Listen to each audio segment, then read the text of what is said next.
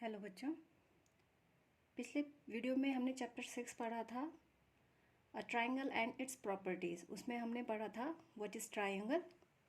Second हमने उसमें पढ़ा था कि medium of a triangle, what is median of a triangle. Third हमने पढ़ा था एल्टीट्यूड ऑफ अ ट्रायंगल।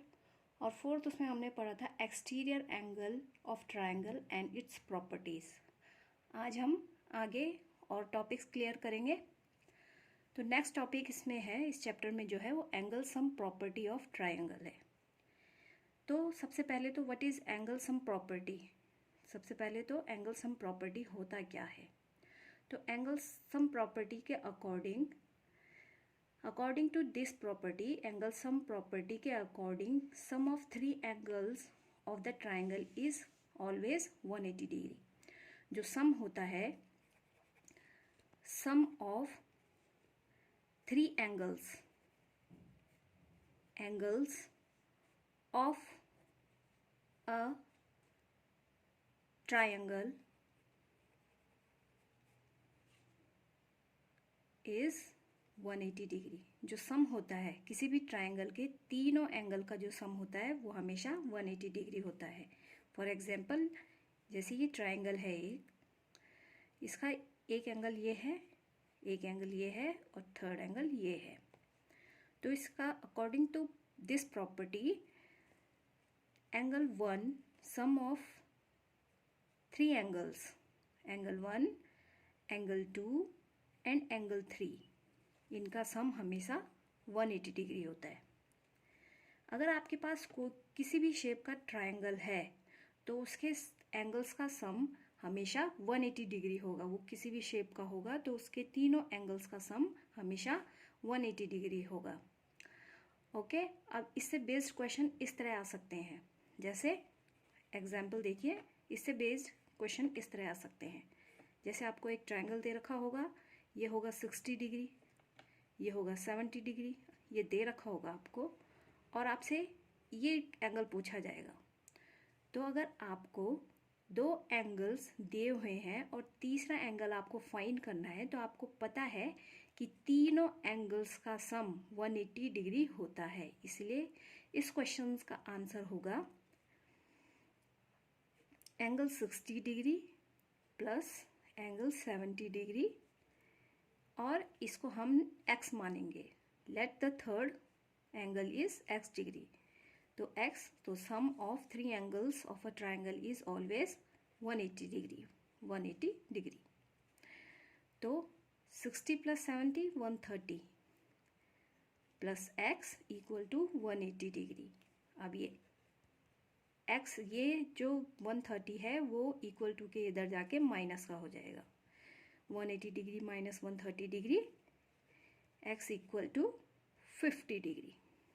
तो अब ये आपको पता चल गया कि ये एंगल होगा 50 डिग्री।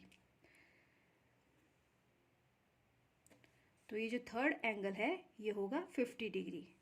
ये 60 डिग्री प्लस 70 डिग्री, तीनों एंगल्स 60 प्लस 70 प्लस x, इन तीनों एंगल्स प्रॉपर्टी ऑफ ट्रायंगल के अकॉर्डिंग ये sum of three angles of a triangle is always 180 degree. तो 60 plus 70 130 plus x equal to 180 degree.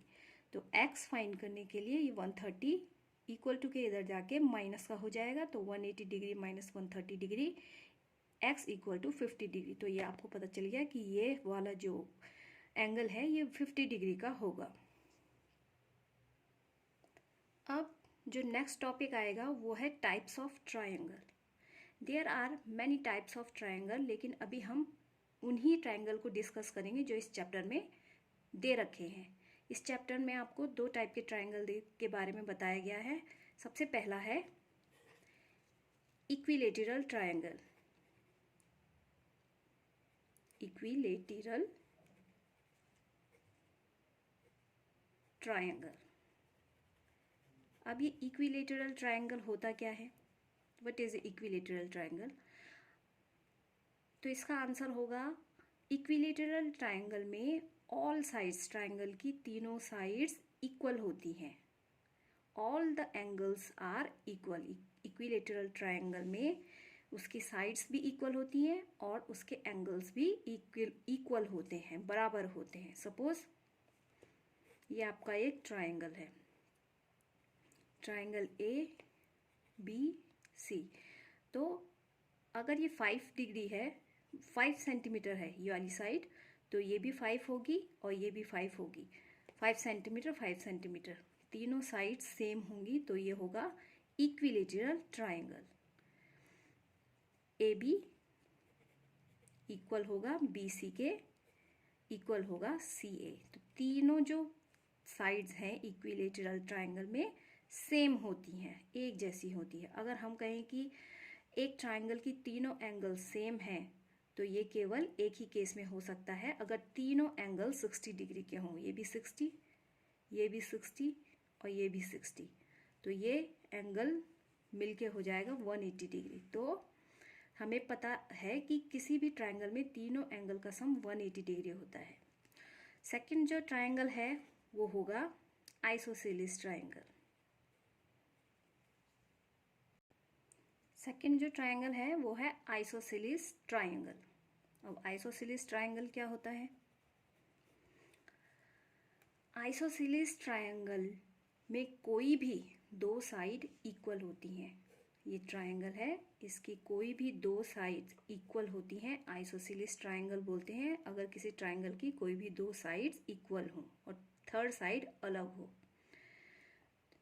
इस आइसोसेलेस ट्रायंगल में two sides हमेशा equal होती हैं। अब ये आइसोसेलेस ट्रायंगल कैसे भी हो सकता है, ऐसे, इसकी ये और ये साइड सेम होगी, या ऐसे बना लो, इसकी ये साइड सेम होंगी और एक अलग होगी, तो वो होगा आइसोसेलेस ट्रायंगल। इक्विलेटरल ट्रायंगल तीनों साइड सेम होंगी, एक जैसी होंगी, एक ही लेंथ की होंगी। और आइसोसेलेस ट्रायंगल में कोई भी दो साइड सेम होती है और थर्ड साइड अलग होती है, तो वो आइसोसेलेस ट्रायंगल होता है। अब इसमें जो नेक्स्ट टॉपिक है वो है प्रॉपर्टी ऑफ ट्रायंगल। तो प्रॉपर्टी ऑफ ट्रायंगल क्या होता है? इस प्रॉपर्टी ऑफ ट्रायंगल में किसी भी ट्रायंगल की दो साइड्स का सम हमेशा थर्ड साइड से बड़ा होगा। सपोज ये कोई ट्रायंगल है, इसका ट्रायंगल A, ट्रायंगल B और C। इसमें क्या बोला है कि किसी भी ट्रायंगल की दो साइड्स का सम हमेशा थर्ड साइड से बड़ा होगा। According to triangle property, this property, किसी भी दो साइड्स का सम AB प्लस BC हमेशा बड़ा होगा थर्ड साइड से, AC से। AB प्लस BC हमेशा ग्रेटर होगा AC से। किसी भी ट्रायंगल की दो साइड्स का सम हमेशा थर्ड साइड से बड़ा होगा। सिमिलरली अगर आप AB प्लस AC करते हैं तो वो हमेशा बड़ा होगा BC से। मतलब अगर आप कोई भी दो साइड का सम कर रहे हो तो वो हमेशा थर्ड साइड से बड़ा होगा। तो ये है प्रॉपर्टी ऑफ ट्रायंगल। अब नेक्स्ट जो चीज़ आएगी इसमें, right angle triangle and Pythagoras property या पाइथागोरस थ्योरम। सबसे पहले तो राइट एंगल ट्रायंगल होता क्या है? राइट एंगल ट्रायंगल होता क्या है?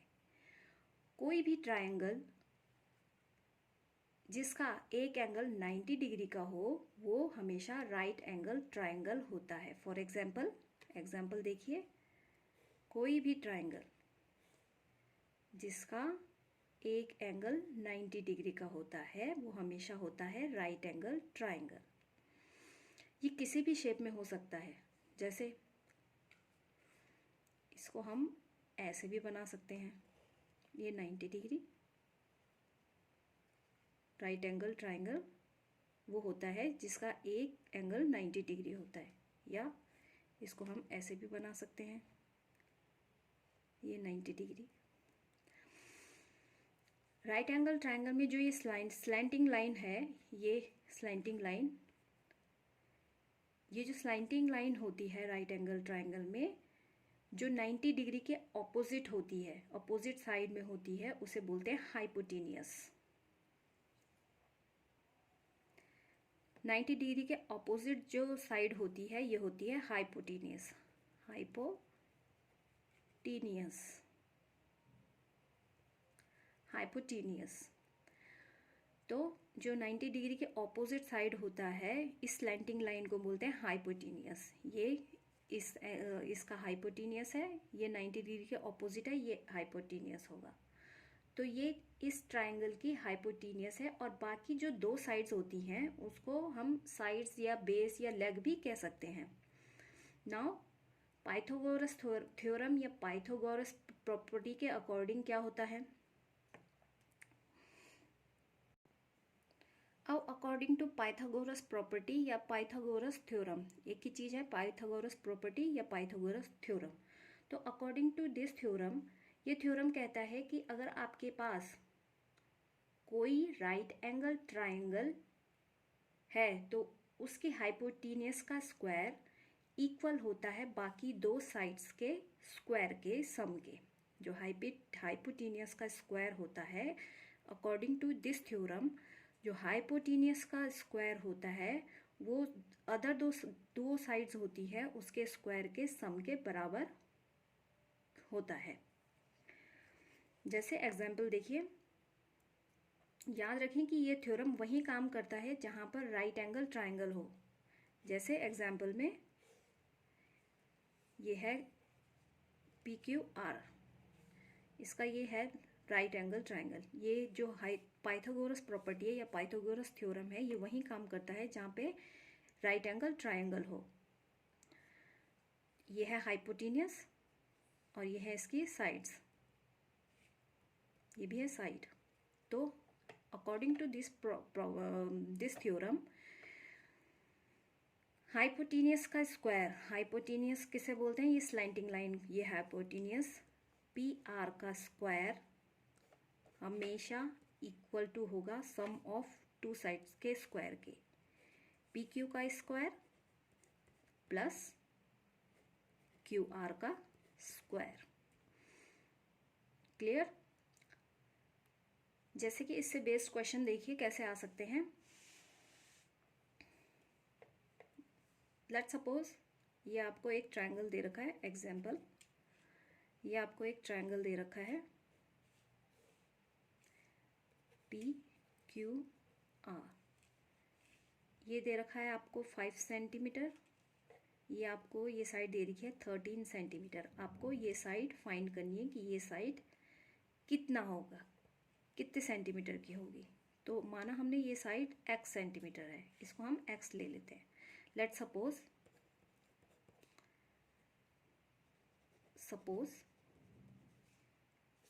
जो ये PR है, स्लैंटिंग लाइन है, जो PR इक्वल टू x।